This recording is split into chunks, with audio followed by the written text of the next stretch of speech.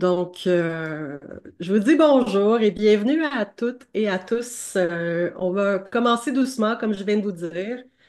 Je m'appelle Karina Prévost, je suis patiente partenaire et je vais co-animer la rencontre avec ma collègue qui est aussi patiente partenaire, Marie-Dominique Poirier. Marie-Dominique, je te remercie d'être là. On vous remercie aussi d'être présent, particulièrement aujourd'hui dans les circonstances météo, pour cette rencontre des expériences du midi.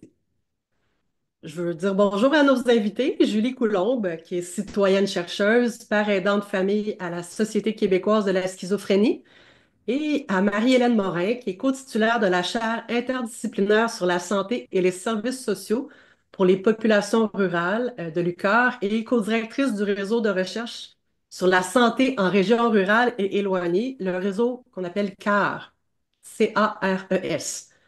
De quoi est-ce qu'elles vont nous parler aujourd'hui?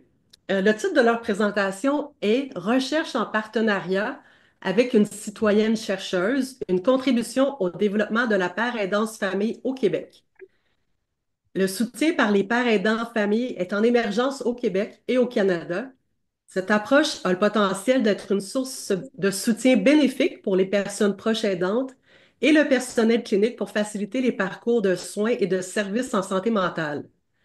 En travaillant en partenariat avec des pères aidants de famille, Marie-Hélène Morin et son équipe soutiennent le développement et le déploiement de cette approche par le biais de recherches financées par le CRSH et le FRQ, entre autres.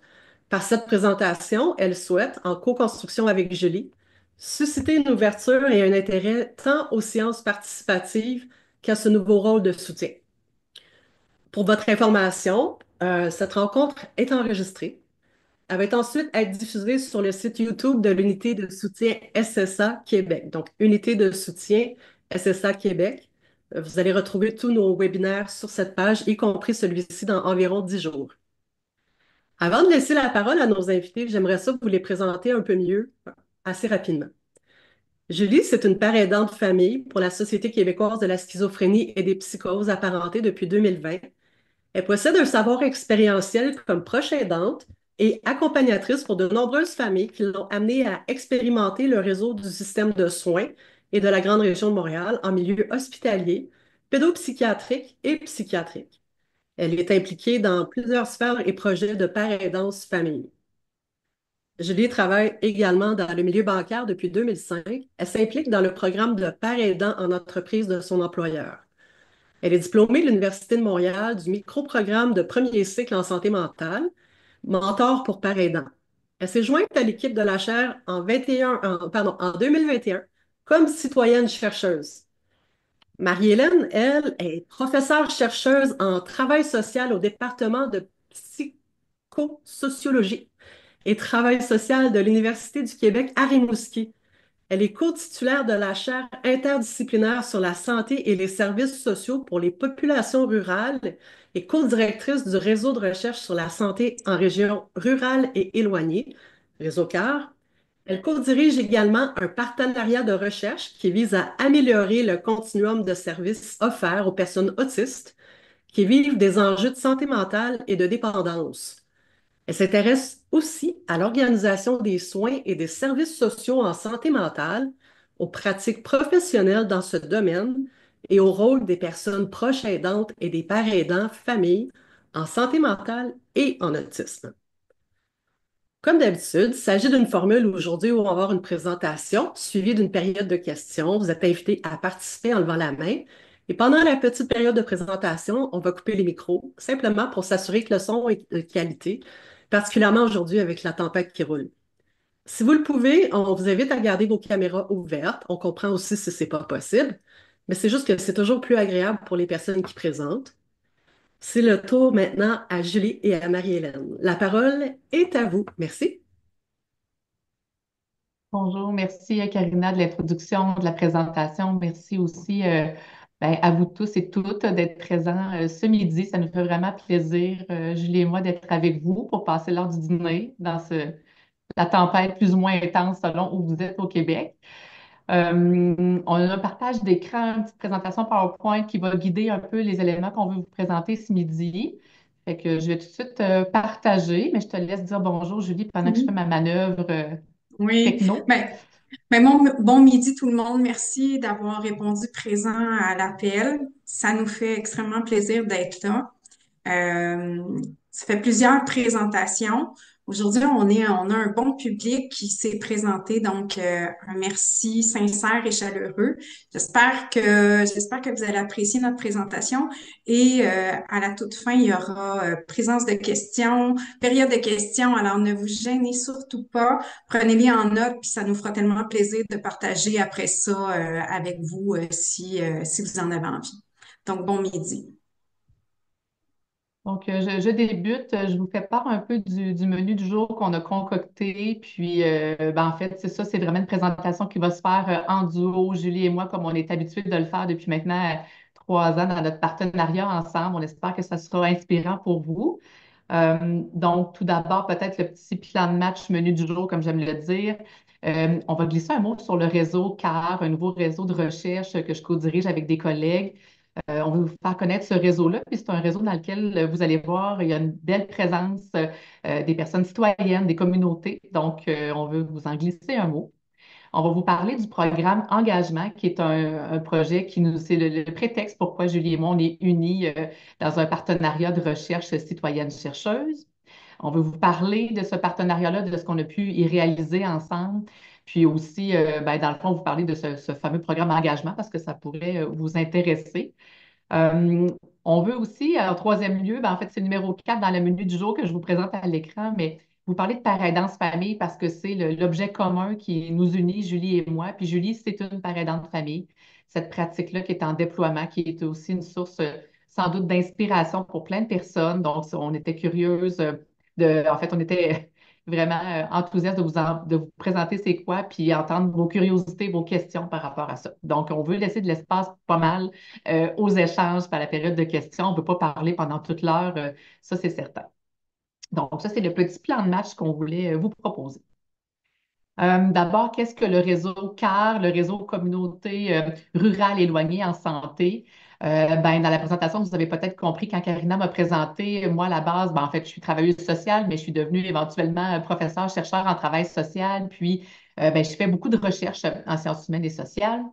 Et puis, avec des collègues de d'autres universités, Cathy Vaillancourt, Benoît Barbeau, Martin Descarreaux, notamment avec l'aide d'une belle équipe de coordonnateurs, de professionnels de recherche, d'agents de recherche, on a, dans le fond, déposé une demande pour constituer un nouveau réseau de recherche qui s'intéresse à la santé, mais dans les milieux plus éloignés, les régions éloignées et rurales du Québec. Notre but, en fait, avec ce réseau de recherche-là, qui a obtenu un beau financement là, des fonds de recherche du Québec, on est en train de démarrer, en fait, ce réseau-là cette année. Ben, on a obtenu les sous en 2024, on démarre les travaux cette année. On a des sous pour les 4 prochaines années. Ça peut être renouvelable là, jusqu'en 2032 par la suite. Notre but, là, c'est vraiment, dans le fait, de donner une voix, dans le fond, aux personnes et aux communautés, aux populations qui sont en milieu plus éloigné, qui vivent des enjeux de santé, puis comme un peu, vous pouvez le voir sur la petite figure, qui traverse dans le fond toutes les trajectoires des étapes de la vie, que ce soit des enjeux de santé qu'on peut vivre au début de la vie, ne serait-ce que dès la grossesse, la petite enfance, jusqu'à vieillir en santé. On veut faire cette recherche-là en apportant vraiment des pistes de solutions qui fait du sens pour les personnes, les populations qui n'ont pas toujours la chance d'être dans les milieux plus centraux du Québec. Des fois, que c'est des milieux qui sont plus desservis, où il y a moins d'inéquité de santé juste en raison de l'accès à certains services. Puis donc, on veut que nos objets de recherche partent vraiment des préoccupations de terrain de monsieur, madame, tout le monde. On ne fait pas ça tout seul, bien sûr. On fait ça avec d'autres chercheurs de plusieurs universités du Québec qui sont dans plein de régions. J'entendais tantôt qu'il y a des gens autour de la table ici qui sont du Saguenay. Il y a des chercheurs de l'Université du Québec à Chicoutimi qui sont là, de l'Abitibi, de l'Outaouais. Bon, je ne veux pas tous les nommer, mais disons plusieurs universités du Québec, quasiment la totalité des universités au Québec, dont avec une préoccupation particulière pour celles qui sont plus éloignées des grands centres. Puis on travaille aussi en partenariat avec des milieux communautaires, puis aussi tous les centres intégrés de santé et de services sociaux, hein, les CIS et CIUS dans plusieurs des régions du Québec. Donc, notre but, c'est vraiment de travailler de concert pour apporter des solutions, oui, par le véhicule de la recherche, mais de la recherche qui est très appliquée, puis très, tu sais, qui répond vraiment aux préoccupations des personnes qui vivent des situations de santé là, dans la vie de tous les jours. Comment on veut faire ça? Ben, en fait, on a dans notre gouvernance du réseau de recherche, je vais à ma prochaine diapo, un comité, dans le fond, qui va regrouper, dans le fond, des citoyens, des membres de la communauté, puis des partenaires plus locaux et régionaux. Ce comité-là, qu'on appelle le 3CP, ben, ça vise justement à s'assurer d'entendre la voix des citoyens et des communautés là, dans un souci d'équité, de diversion, de diversité puis d'inclusion des représentations des différentes régions du Québec. On veut travailler des projets de recherche où l'autonomie des personnes, des communautés est valorisée dans la prise en charge de leur situation de santé. Fait que je pense que c'est très cohérent avec la perspective des patients et des proches partenaires. On veut que ça permette des lieux de discussion, d'échange, de conversation avec ces personnes-là, puis que ça vienne teinter, influencer ben, notre programmation scientifique. Quand on fait de la recherche, ben, on développe des axes de recherche, des programmations de recherche, puis on veut que ça prenne vraiment la couleur de ce qui est prioritaire pour les personnes de nos régions. Puis, ben, en fait, je vous lance l'invitation parce que ce comité-là est en train de se constituer. Je pourrais faire suivre l'information sur ben, qui on recherche pour être membre de notre comité, mais en fait, il y a plusieurs places à ce comité-là qui démarre cette année. Donc, le mandat du comité, c'est vraiment ben, de contribuer à l'orientation de la programmation. Donc, si vous êtes membre de ce comité-là, membre de notre réseau de recherche, ben, ça permettra d'influencer, de dire votre mot. On veut vraiment que le savoir d'expérience, le savoir vécu soit mis de l'avant en complémentarité avec ceux, bien évidemment, des chercheurs, mais aussi des cliniciens, parce qu'on a plein de membres cliniciens aussi qui arrivent des milieux de pratique dans notre réseau de recherche. On veut continuer à créer des ponts, des occasions de partage de connaissances, s'assurer que quand on fait de la recherche, que nos données de recherche, nos résultats, bien, que ça redescende vers les gens qui sont susceptibles d'utiliser ces résultats-là. Puis ça influence aussi l'expérience dans les services. On veut co-construire en fait tout ça ensemble. Puis, ben, favoriser la participation citoyenne, c'est l'intention qu'on a à travers ce comité-là, les travaux qu'on fera, les activités du réseau qu'on déploiera dans les prochains temps. Donc, si c'est quelque chose qui vous intéresse, de venir faire un tour dans notre réseau, voir qu'est-ce qu'on fait, vous y impliquer, ben, vraiment, la porte est ouverte. Puis, un autre bel exemple, peut-être que je peux nommer Karina, c'est qu'on aura une expérience ensemble. D'édition autour du magazine Expérience où notre réseau puis le magazine Expérience ont le goût de travailler ensemble un numéro thématique pour donner la voix justement aux citoyens et aux communautés plus rurales et éloignées dans des situations, des expériences de santé. Donc, vous verrez peut-être passer nos appels de texte là, dans les prochaines semaines. Puis vraiment, on vous invite à y contribuer puis à vous manifester si vous avez de l'intérêt. Donc, un tout nouveau réseau qui se bâtit vraiment sur l'expérience, en fait, citoyenne notamment. Puis, ben, moi, je travaille beaucoup de concert avec des gens qui ont des expériences vécues en santé mentale par rapport à leur expérience de soins, de services, autant des proches que des personnes qui vivent des enjeux de santé mentale elles-mêmes. Puis, ben, l'illustration qu'on veut vous donner ce midi, c'est avec l'expérience que Julie et moi, on a pu construire dans les dernières années. Donc, je vais te passer la parole, Julie, pour que tu puisses présenter aux gens ben, ce que c'est le programme engagement, puis qu'est-ce qu'on a pu y faire ensemble dans les dernières années. Mais alors, engagement, c'est quoi?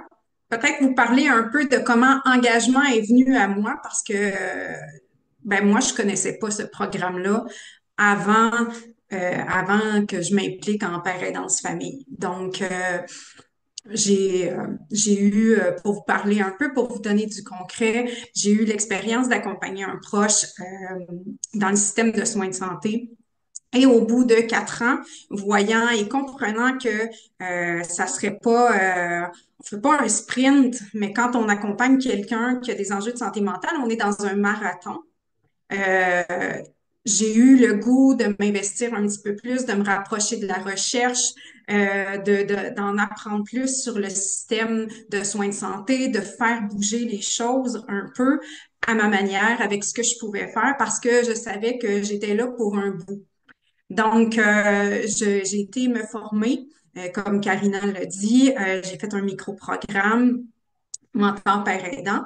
Et par la suite, on m'a offert un emploi comme père aidant de famille à la Société québécoise de la schizophrénie. Fait qu'en début de mandat, ben moi, je voulais en apprendre plus, puis je voulais m'impliquer au sein de la communauté. Je voulais savoir, OK, les autres pères aidants de famille, comme je suis nouvelle dans le milieu, comment ils font ça, comment qu'ils voient leur, euh, leur pratique. Donc, c'est en regardant puis en parlant avec d'autres pères aidants de famille, puis à ce moment-là, c'était le début de la création de la communauté de pratique des pères aidants famille en santé mentale.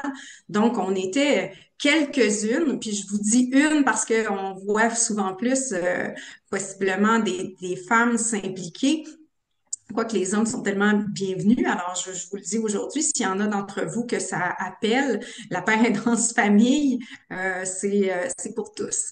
Donc, on était à un moment donné à ces premières rencontres-là et quelqu'un que je considère ma mentor travaillait déjà en recherche et s'impliquait en recherche. Puis elle nous a dit, écoutez, savez-vous que les fonds de recherche du Québec offrent un programme qui s'appelle Engagement, puis c'est pour ceux qui auraient de l'intérêt à faire de la recherche.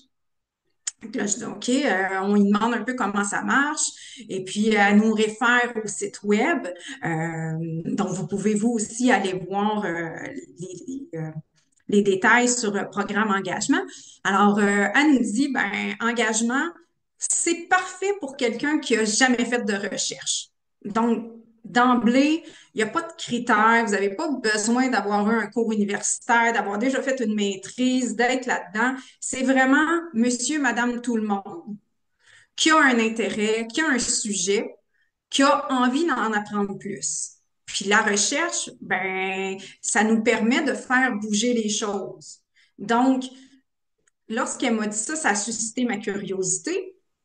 Puis par la suite, étant donné que Karina nous a aussi dit que je suis dans le milieu de la finance, quand ils nous ont parlé des montants qu'ils octroyaient, je me suis dit, mon Dieu, ça peut être intéressant parce que ça peut être également quelque chose. Mais c'est ça, j'arrivais à à la deuxième slice, des montants intéressants pour parler de parrainage famille, pour apprendre. C'était une belle opportunité. Puis moi, j'aime beaucoup, beaucoup relever des défis dans la vie. Et le défi d'apprendre, de partir de zéro et d'apprendre, ça me stimulait beaucoup. Donc, je suis allée lire, je me suis informée et j'ai demandé à cette personne-là, qui est ma mentor, Marianne Levasseur, de dire, est-ce que tu m'aiderais? Parce que moi, je pars de zéro. Je n'ai aucune expérience. Fait qu'elle et moi, parce que ça commence comme ça, on a proposé une question. Évidemment, le sujet qui m'intéressait, c'est sûr que c'était la parentance famille parce que c'était la question que je voulais poser, je voulais en apprendre plus, je voulais contribuer à cette nouvelle pratique-là en émergence. Fait que moi, ma question, c'était en lien avec la parentance famille. Fait que on dépose dans ce programme-là notre question, puis euh, par la suite, il y a un pairage de chercheurs, chercheuses. Puis moi, j'ai eu la chance de faire une rencontre professionnelle avec Marie-Hélène qui a changé ma trajectoire, qui est venue vraiment, vraiment aider, faciliter toute mon adhésion à la recherche. Fait que, à partir de ce moment-là, on a commencé à travailler ensemble. Puis on dit un duo, tu sais, il nomme un duo, mais dans le fond, Marie-Hélène m'a intégrée à son équipe, fait qu'on est un trio. Puis parfois, on monte plus parce que il y a plus de gens dans l'équipe. Donc, sur 3 ans, aujourd'hui, on termine la phase partage. Il y a eu la phase démarrage, la phase action, puis la phase partage avec des montants, des octrois de montants différents. Mais c'est le plan sur 3 ans que vous proposent les fonds de recherche. Puis comme Marie-Hélène et moi, ça a été comme un coup de foudre professionnel. Ça me dérangeait pas de m'engager parce que je voyais qu'elle aussi, elle s'engageait envers moi. Fait que c'est un peu cliché parce que c'est le programme engagement, mais c'était véritablement ça. Fait que je vais vous donner un peu ma question de recherche. J'ai comme commencé par cette slide-là en vous faisant le parcours, mais un peu mon parcours, mais moi, ma question de recherche, c'était naviguer le système de soins de santé mentale, les pères aidants famille à la rescousse des proches aidants. Puis souvent, Marie-Hélène a dit, tu sais, un père aidant en famille, c'est comme un proche aidant plus. C'est quelqu'un qui veut faire plus. Puis c'est exactement ça. Puis ça m'a amené à avoir un titre. Marie-Hélène a travaillé pour que j'obtienne un titre, une reconnaissance, parce qu'un chercheur s'est payé à une université. Donc aujourd'hui, j'ai le titre de citoyenne chercheuse. Et tout ça, ce que ça m'amène, bien évidemment, c'est de la visibilité dans les milieux de recherche, parce qu'il y en a d'autres qui font également de la recherche, puis que là, qui savent un peu que ben, j'ai l'expérience d'être passée par là. J'ai l'expérience d'avoir expérimenté toutes les phases de la recherche.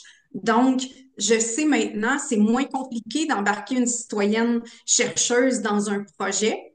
Puis ça donne une crédibilité parce que nous, on est terrain. Moi, je demeure terrain. Je le pratique, la pérédance famille. Donc, clairement, je sais quels sont les enjeux et j'y travaille pour essayer d'améliorer ça.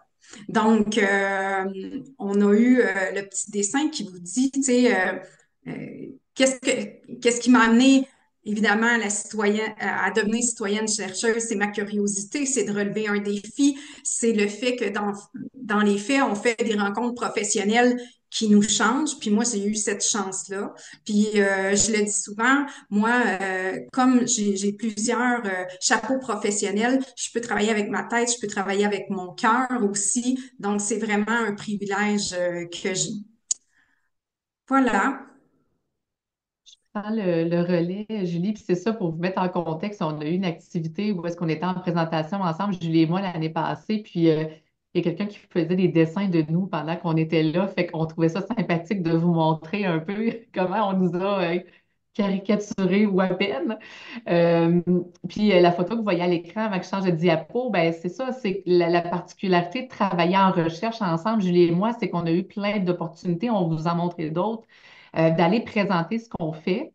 La photo était tirée, là, on était au Château Frontenac à Québec, puis c'était un colloque de l'Association des médecins psychiatres du Québec dans lequel on a pu présenter, dans le fond, le fruit de notre travail parce que au-delà du prétexte d'être un duo ensemble, on a vraiment fait de la recherche ensemble, notamment, ben oui, sur la question commune de la parentalité famille, mais ça nous a amené, dans le fond, à penser, à élaborer, à co-construire, co-écrire avec, c'est sûr, des membres de mon équipe aussi de la chaire de recherche, mais tout de même, à penser ensemble, Julie et moi, un projet de recherche parce qu'on voulait aller documenter sur le terrain comment ça se vit, cette pratique-là.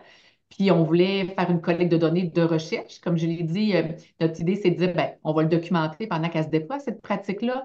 On va regarder comment la recherche peut rendre visible cette pratique-là. Puis ça a fait qu'on a ensemble co-animé des groupes de discussion de recherche avec des pères aidants de famille qui sont, comme Julie, sur le terrain en train de soutenir des proches aidants en santé mentale.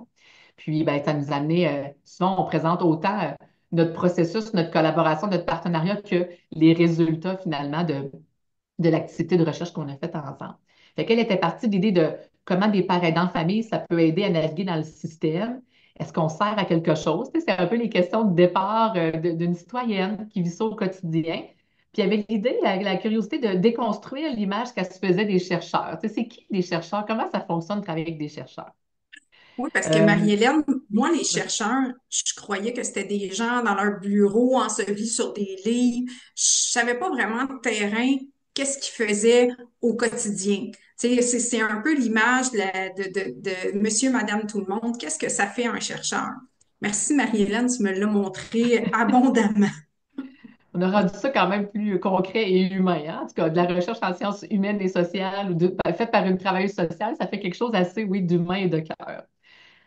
Puis, en fait, on a eu participé à une activité de sciences participatives parce que vous dire un mot, en fait, de mon côté à moi, ben, il fallait que je capte, que j'attrape un peu la question de cette citoyenne Julie que je connaissais pas à ce moment-là. Hein. Dans les critères, il fallait pas se connaître, il fallait pas déjà avoir travaillé ensemble. Fait que c'est un peu par hasard, pour vrai. Il n'y a pas personne qui m'avait glissé à l'oreille que Julie avait formulé une question sur les pères aidants en famille, mais il y avait une espèce de timing dans moi en train de faire des demandes de subventions dans les organismes subventionnaires, comme on fait souvent les chercheurs. Puis, j'étais sur le thème de la parentalité famille pendant cet été-là. On voulait déposer une demande au mois de septembre, puis à un organisme subventionnaire qu'on a obtenu par la suite, là, le Conseil de recherche en sciences humaines du Canada, là, le CRSH.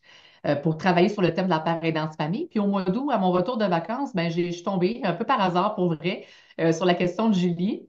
On a été mis en relation par les fonds de recherche, on a communiqué ensemble, puis effectivement, ben, il y a eu un coup de foudre professionnel et finalement d'humaine à travers ça, parce qu'on s'est rejoints dans nos intérêts, on a découvert un but commun qui était de faire connaître cette pratique-là. Fait que, au passage, je vous donne un peu les ingrédients magiques d'un partenariat citoyenne-chercheuse.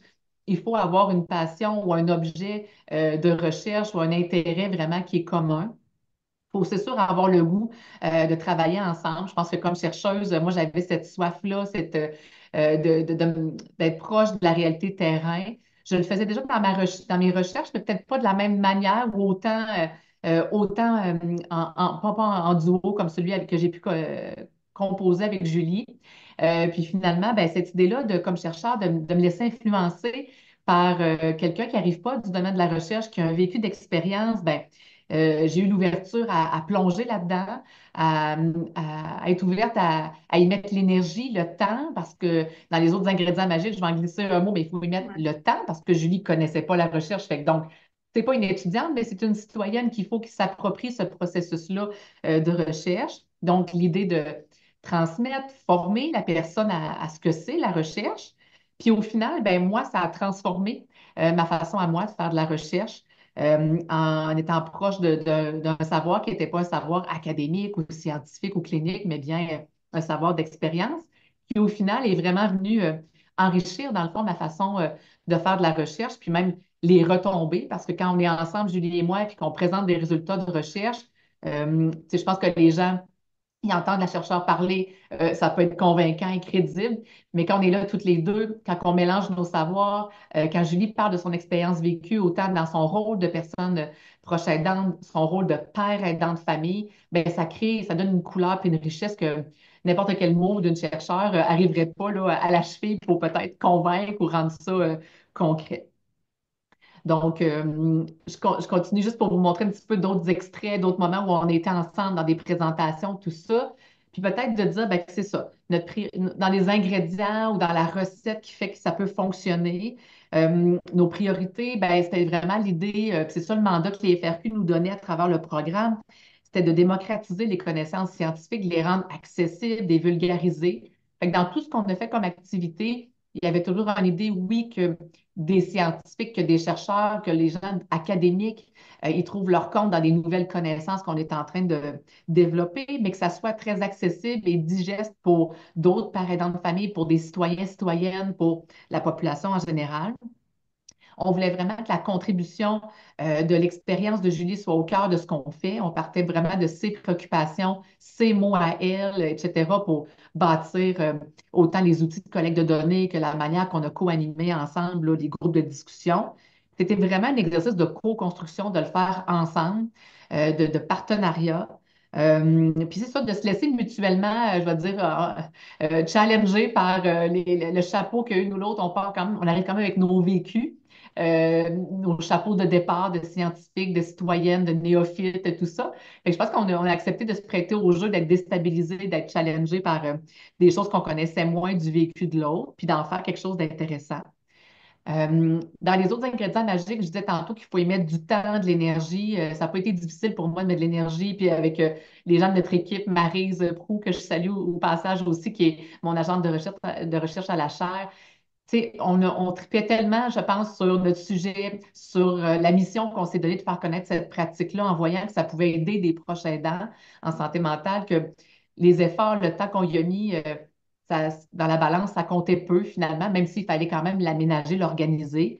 Fait que c'est sûr que on s'est vu régulièrement dans les dernières années. On s'est adapté sur nos horaires, des rencontres du midi, un peu comme ce midi, pour que ça fitte avec le travail que Julie a à temps plein dans un tout autre domaine.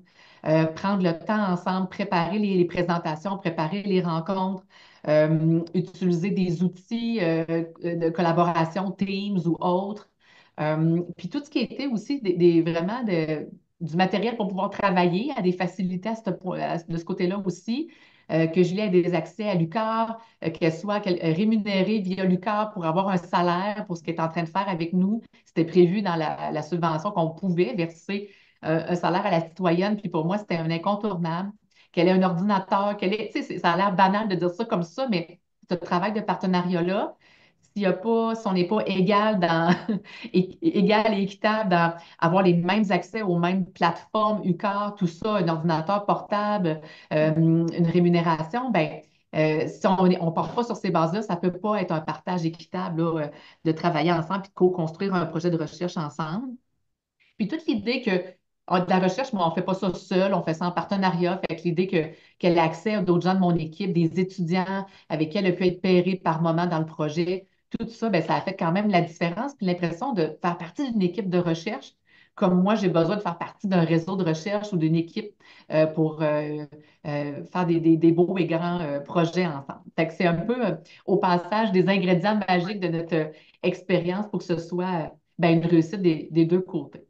Puis j'ai envie d'ajouter, Marie-Hélène, que un des ingrédients magiques, c'est qu'en aucun temps, mon, mon inexpérience a été un frein, a été mise à l'avant.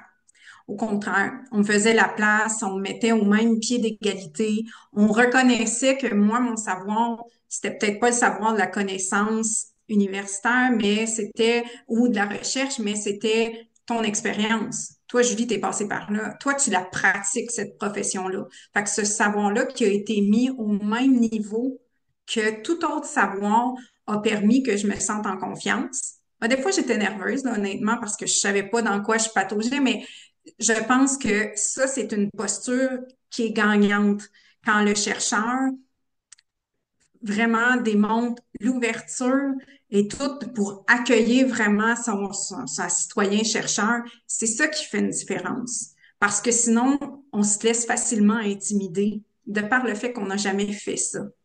Fait que ça, je veux le mettre que c'est un ingrédient à mettre dans la sauce très, très fort. Saupoudrez abondamment si vous souhaitez que la recette lève, que le gâteau lève. C'est souvent ça, c'est que Mhm. Marie-Hélène et moi, c'est qu'on, tu sais, on est comme, quand on est ensemble, c'est de la dynamite, on présente, on aime ça, tu sais, ce qu'on fait, c'est une passion. Donc, tout ça fait que faut vraiment, c'est un coup de foudre professionnel, puis qu'après ça, qui est livré de façon dans toutes les activités. Puis, les fonds de recherche du Québec, ben, eux autres, ils aiment pas mal notre duo parce que c'est contagieux, le plaisir qu'on a à travailler ensemble. Peut-être, Julie, je t'amènerais sur la piste de quelques réalisations qui ont été faites, puis justement, dans les choses qui ont été des défis, tu disais que tu aimais ça te mettre au défi, fait que moi, j'ai pris ça au mot. Et puis, ben, Julie, on a fait des présentations ensemble, c'est certain, comme duo, mais est allée quand même ben, à l'international aussi, présenter des trucs qu'on a fait. Puis, je veux, par le fait même, qu'on puisse parler aux gens ce midi de ben, c'est quoi la pratique de la parentalité famille, parce que je suis sûre qu'il y a plein de monde qui ne connaissent pas ça présentement. Puis, nous autres, notre mission à chaque fois qu'on est ensemble, c'est de faire connaître cette pratique-là. Fait que je te passe la POC pour en parler autant des réalisations que de ce que Ouais. c'est la pratique de la part aidance-famille qu'on a pu documenter à travers notre duo. Mais vous dire à quel point je réalise aujourd'hui, après 3 ans, qu'on a fait des affaires, on a fait du chemin. Ça a commencé, je vous dirais, un peu avec ce que vous avez à droite de votre écran, par une infographie de la Père aidance famille. Aucune de mes collègues avait de carte de visite. Ça fait quoi un père aidant de famille? Ça se déploie où? Dans quel milieu? C'est quoi leur rôle? Donc, rapidement, on a créé cette infographie-là qui venait résumer les grandes lignes, hein, parce que les pères aidants de famille, ce sont des membres de l'entourage qui vivent et qui accompagnent des gens qui ont un trouble de santé mentale, qui sont rendus à une certaine étape dans leur rétablissement, euh, puis qui ont un parcours à eux de rétablissement, de leurs proches, oui, mais à eux.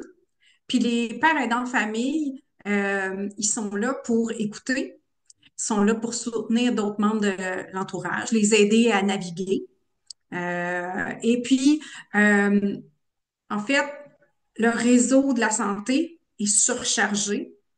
Et donc, les pères aidants de famille viennent en complémentarité avec toutes les autres personnes qui se trouvent actuellement dans le milieu. Donc, c'est une autre forme de soutien qui est complémentaire.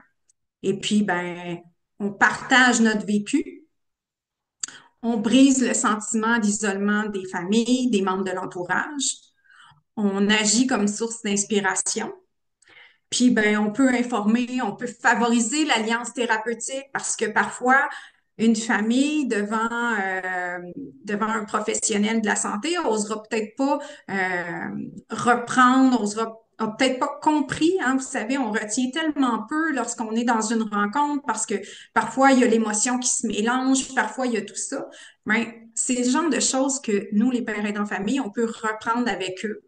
On peut leur aider, leur donner un peu de vocabulaire pour qu'ils soient un petit peu plus, que ça soit plus fluide. Fait que, bref, il y a plein de bienfaits à utiliser les pères aidants famille. Puis les pères aidants famille, eux, ils connaissent le réseau communautaire comme il faut. Puis vous savez, il y a ce qui est dans l'urgence, quand notre proche est hospitalisé, qu'on vit à l'hôpital, mais après ça, là, comme je vous ai dit, on n'est pas dans un sprint, on est dans un marathon. Qui va pouvoir soutenir? Ben, les organismes communautaires sont là. Puis parfois, les familles vont pas aller d'emblée. Fait que les pères aidants famille, ça sert à ça. Ça sert à faire un espèce de lien, de pont avec le communautaire. Fait que, bref, ça répond à des besoins d'accompagnement qu'ont les membres de l'entourage. Fait que cette infographie-là, on l'a fait, puis c'était une belle réalisation. Puis encore aujourd'hui, il y a plusieurs personnes qui s'en servent. Puis ben, à travers le temps, j'ai eu la chance d'enregistrer des balados.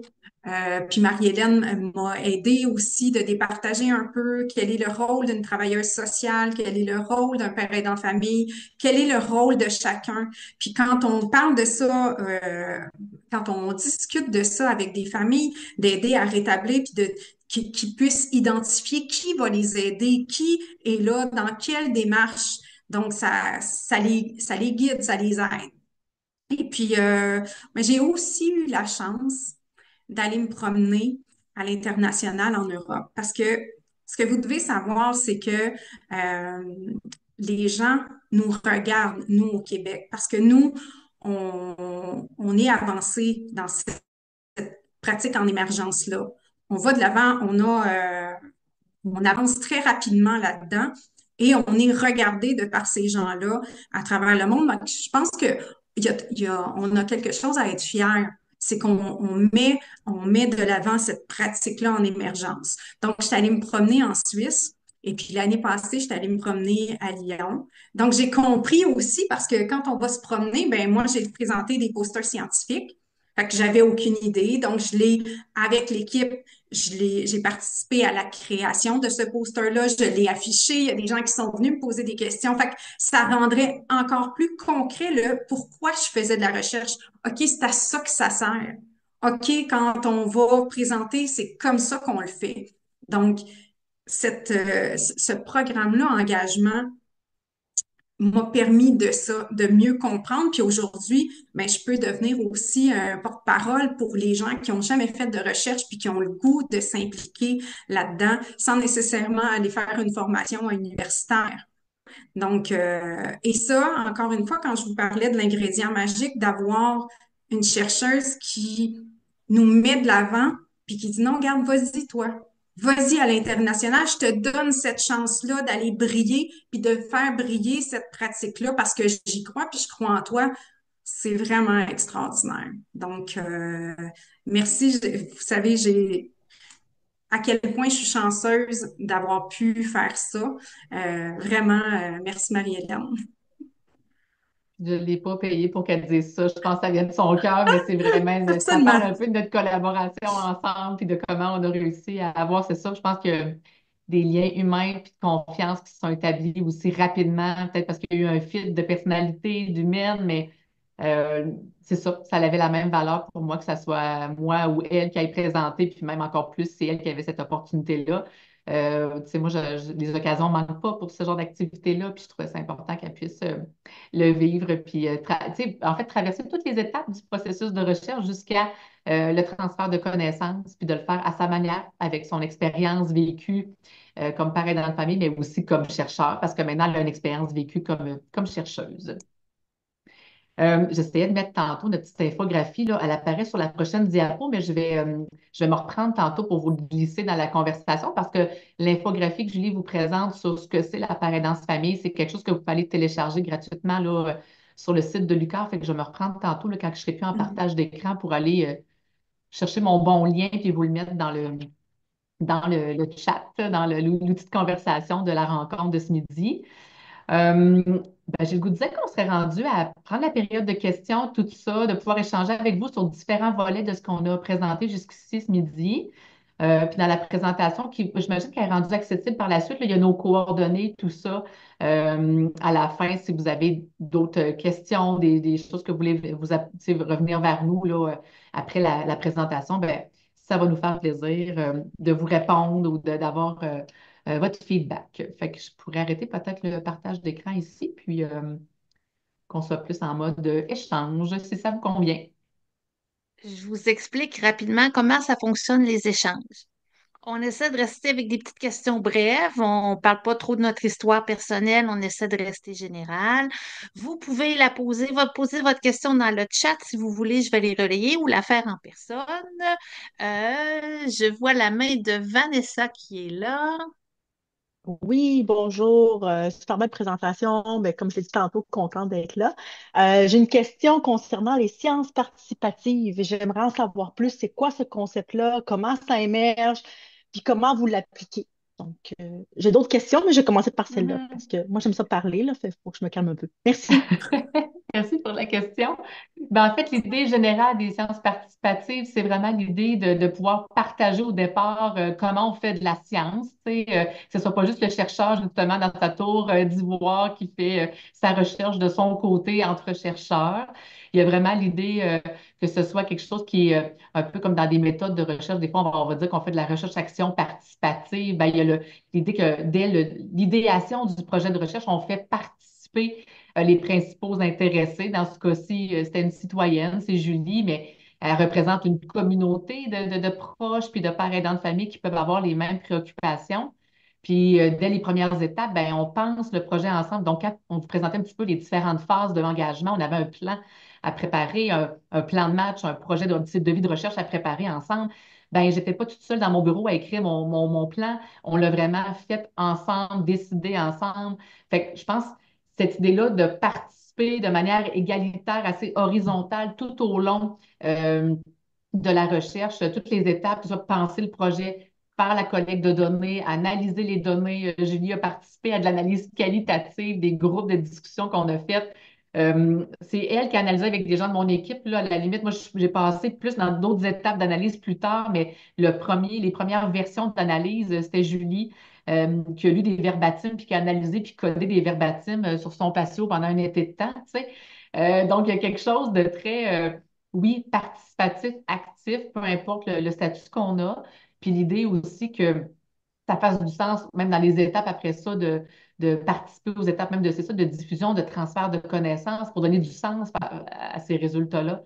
Tu sais, c'est comme ça qu'on l'a vécu, c'est comme ça que j'ai le goût de le définir, là, tu sais, sommairement. Fait que, tu sais, c'est pas si nouveau de faire de la recherche action participative ou de la recherche ou des sciences participatives, mais ce que je vois qui est nouveau dans les dernières années, c'est qu'il y a une reconnaissance plus officielle, formelle, par les subventionnaires de recherche comme au Québec ou ailleurs au Canada, les IRSC pour dire ça, de la recherche axée sur les patients ou qui est vraiment une reconnaissance même du statut de patient partenaire ou de chercheur citoyen. Ou, tu sais, on dirait que on est dans notre vocabulaire, on utilise différents mots pour nommer la même chose, puis ça ne veut pas toujours dire la même chose non plus dans le niveau d'implication.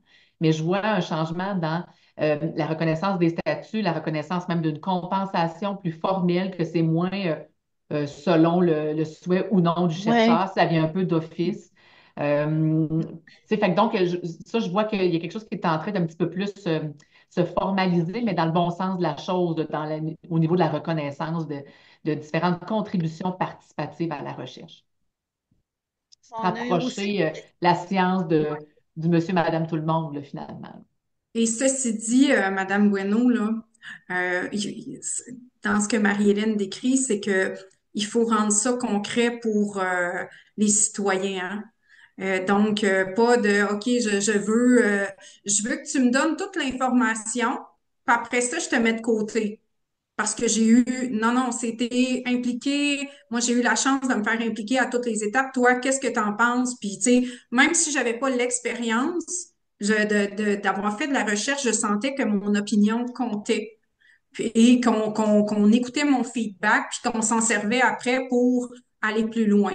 Donc, c'est ça la science, également ça tu sais, au niveau de l'implication du citoyen, c'est de savoir que il arrivera pas avec, c'est pas lui qui va vous en montrer, mais par contre, ce qu'il va vous partager, si un échange, ben vous pouvez apprendre de ça, là.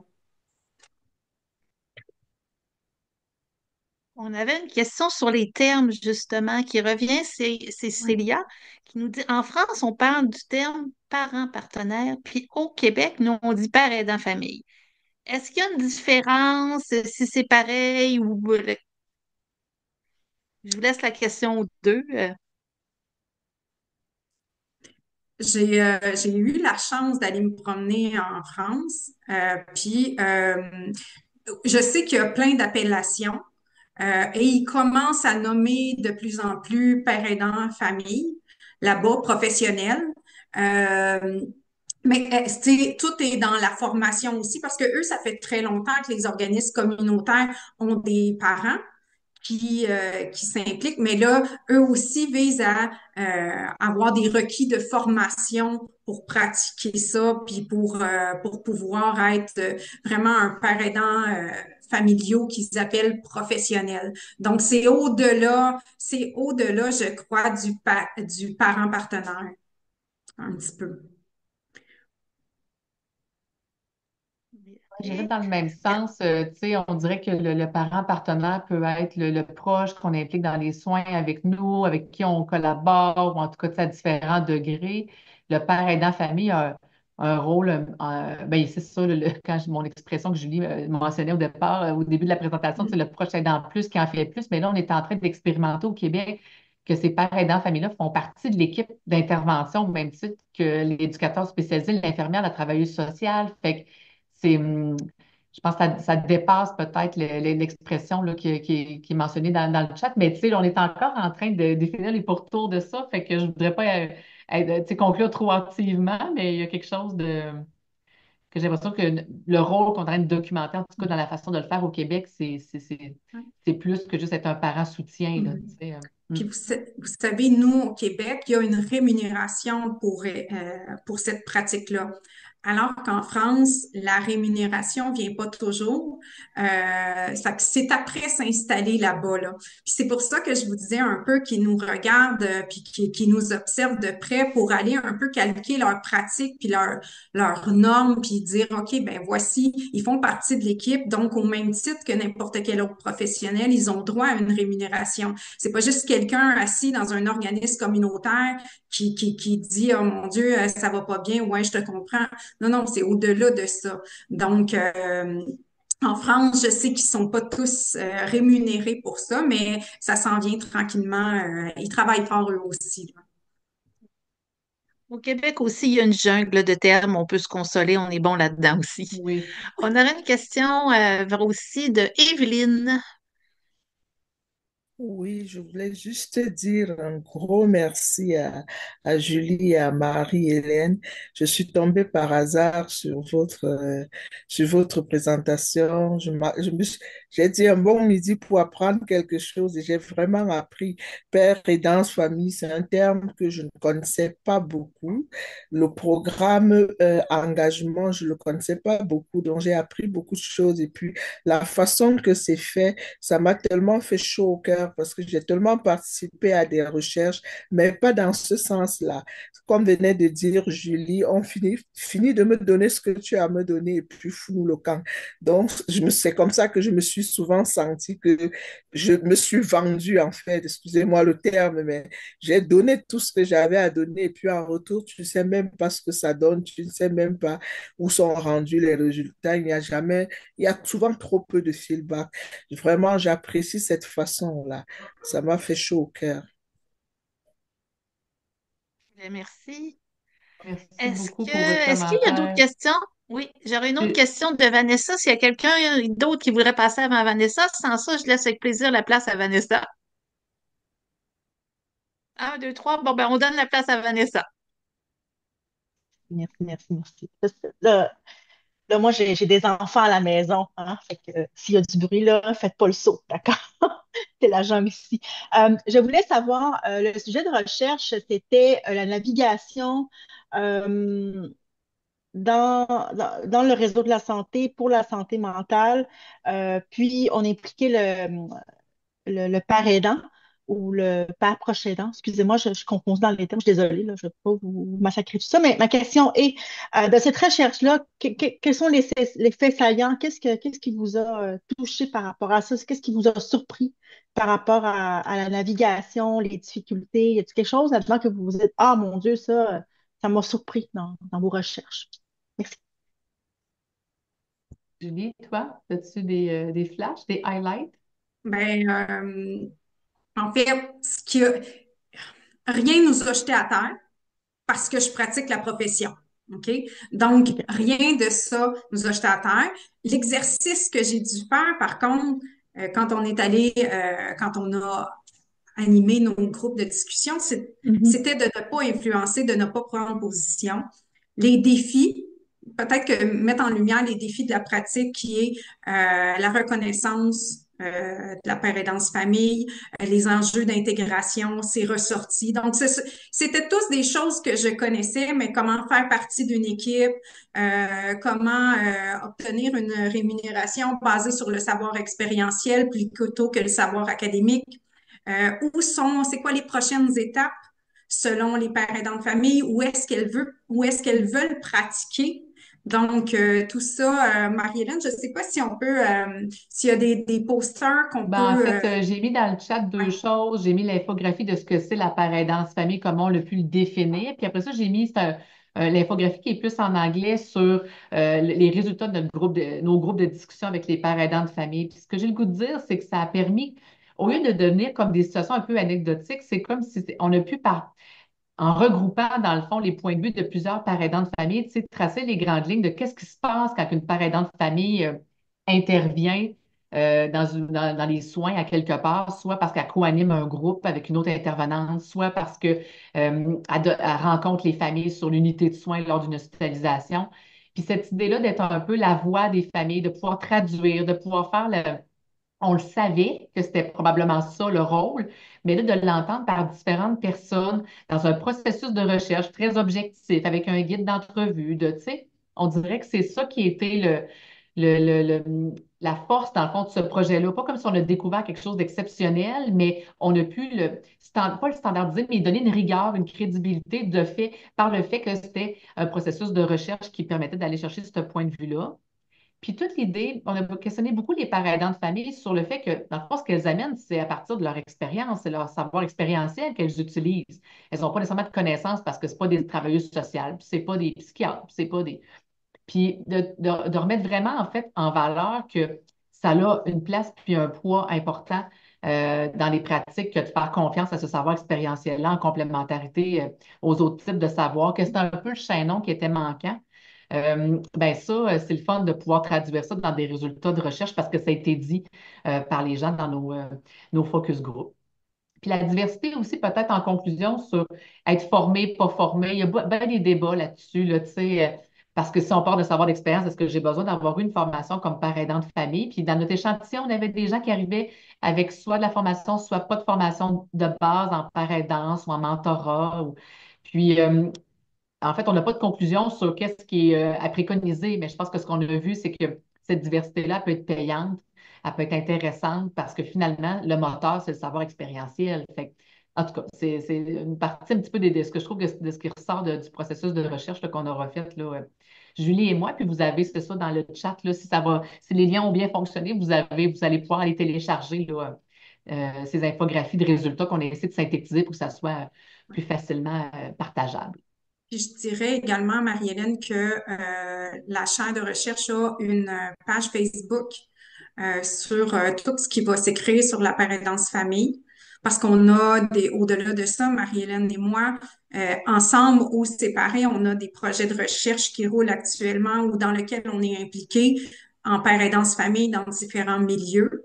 Donc, vous savez, moi, c'est aussi ça que ça m'a apporté quand je vous disais une crédibilité, c'est que maintenant, après ça, ben, les gens, le citoyen qui a jamais fait ça, puis qui s'implique, puis qu'après ça, qui va public, puis qui en parle de son expérience, ça suscite un intérêt. Donc, après ça, ben, nous, ça nous permet de s'impliquer dans d'autres projets de recherche. Puis moi, je vous dirais que ça l'a très certainement inspiré d'autres pères aidants de famille à faire ça, puis à comprendre. Puis et ils me regardaient, puis ils trouvaient ça assez chouette que j'aille me promener en Europe, puis que je revienne, puis que à chaque semaine, je leur parlais, OK, des avancées. Donc, ça l'a suscité leur curiosité. Puis aujourd'hui, souvent, quand on est appelé, les pères aidants de famille, à aller échanger ou qu'on est sollicité par diverses personnes qui font de la recherche, mais on se recroise toutes sur les mêmes Zooms pour à répondre à des questions, de quoi comme. Fait que ça l'a servi à ça, à faire comprendre aux pères aidants de famille qu'ils ont besoin de s'impliquer si on veut continuer ce déploiement-là. Puis vos recherches, est-ce qu'on on les trouve sur Facebook ou est-ce qu'on va à l'UQAR puis on les trouve à l'UQAR direct? C'est juste une question. Et les deux chemins sont bons, OK. Vanessa. Autant le lien Facebook que j'ai mis, qui est vraiment, on essaie de tenir à jour là, nos publications de nos résultats sur la page Facebook. Puis sinon, via les infographies déposées sur Lucar, c'est que ça permet de déposer ça comme des petits rapports de recherche indexés, plus Oui, facilement utilisés, repérables, là. Fait que, ouais, c'est ça. puis bon, il y aura articles scientifiques, bien sûr. Là, Oui. justement, Julie parlait de Oui, Marianne Levasseur, qui est sa mentor, qui est père aidante, que certains d'entre vous connaissez sans doute. Ben, on est à finaliser l'écriture d'un article scientifique sur les résultats, dans le fond, des groupes de discussion notamment. OK. Fait Ah, que cool. ça, c'est sûr que ça va circuler sur les réseaux là, quand ça va être accessible et publié. Mais on est encore dans les étapes de rédaction. Puis là aussi, ben, on le travaille ensemble. Fait qu'on prend le temps de faire les allers-retours. Mais Marianne nous donne un bon coup de main parce que on veut le publier aussi plus en anglais pour rejoindre plus de gens. Marianne est anglophone, il y a une facilité pour elle de travailler en anglais avec nous comme ça. Fait que voilà, on espère pouvoir vous transmettre ça bientôt. Ça Merci beaucoup. fait plaisir. Merci. Nicole, il nous reste malheureusement pas assez de temps. Je t'invite à m'envoyer ta question. Je vais la faire suivre à nos deux chercheuses, et, à chercheuses et chercheuses citoyennes, je devrais dire. Et elles vont certainement avoir tout le plaisir du monde à te répondre. Donc, tu me feras suivre ça par courriel. Merci beaucoup à Julie et à Marie-Hélène Ça pour fait votre temps, plaisir. votre générosité. Ça a été super intéressant, très riche. En tout cas, moi, à l'image d'Evelyne, j'ai appris beaucoup aujourd'hui et j'ai appris avec beaucoup d'humanité et beaucoup Mm. de bonté, ce qui fait aussi beaucoup de bien dans les circonstances actuelles de notre société, hein? Absolument. Cela étant dit, un énorme merci à vous toutes et tous d'avoir été là ce midi. Et le webinaire d'aujourd'hui va être disponible prochainement sur la page YouTube de l'unité de soutien SSA Québec. Unité de soutien SSA Québec. Vous allez aussi retrouver tous les webinaires qu'on a fait au cours de la dernière année. Julie, Marie-Hélène, un énorme merci. Je vous souhaite Merci à Merci à vous toi, pour votre Karina. temps. Oui, vraiment. Bonne Merci. semaine. Au au revoir. Merci. revoir. Bye bye.